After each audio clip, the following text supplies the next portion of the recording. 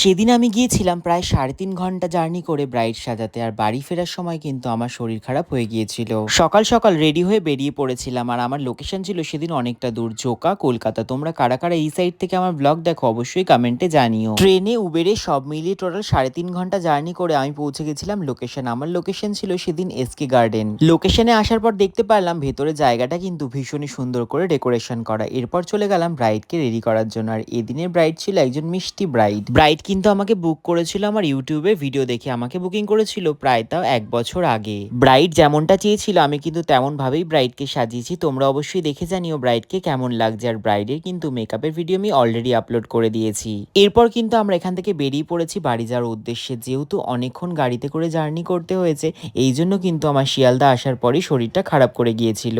এই দিন আরো কি কি হয়েছিল সেটা জানতে ফুল ব্লগটা অবশ্যই দেখতে হবে, যেটা কিন্তু আমি অলরেডি আপলোড করে দিয়েছি।